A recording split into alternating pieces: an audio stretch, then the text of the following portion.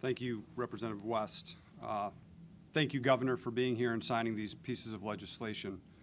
Colton's task force is named after Colton Miller. Colton Miller was a beautiful, happy, perfect boy from my district whose life was tragically taken from him as a direct result of domestic violence. On September 21st, 2019, Colton gained his wings. We call it Colton's Angel Day.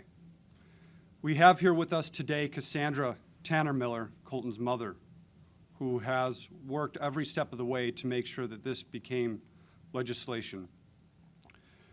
On September 21st of 2019, Colton's father broke into their home and looked Cassandra and her daughter in the eyes and asked if they were ready to die that day. Cassandra swears she saw the devil, and I believe she did as well. He proceeded to beat Cassandra, knock her unconscious, attempted to kill their daughter before ultimately going in to their bedroom and shooting 18-month-old Colton before taking his own life. The coward took his own life after that. That tragic experience that Cassandra went through that day led her to my office only weeks after her son was murdered. She came into my office and she set Colton on my desk.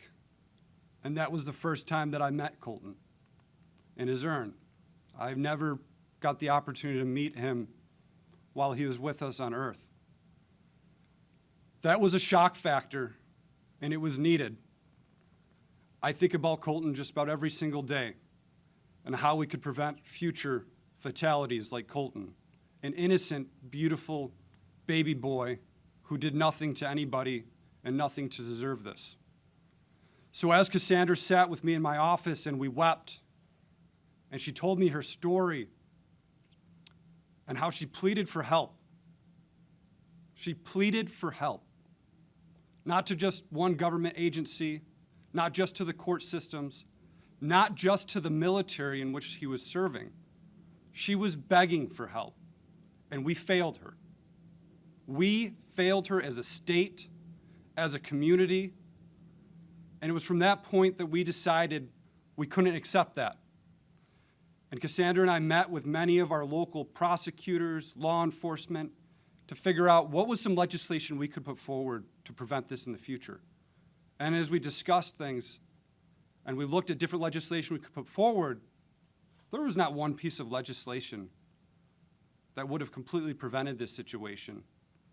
So as we looked, we decided to pull in more community partners and stakeholders from across the state and even the country.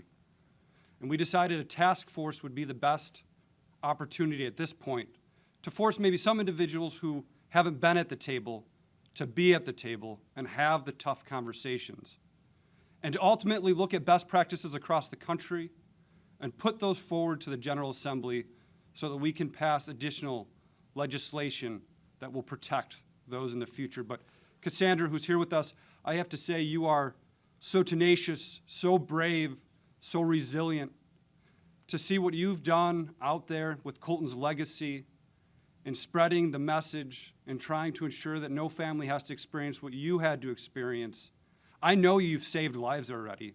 I know I put you in contact with women and families going through terrible situations. You've talked them through it.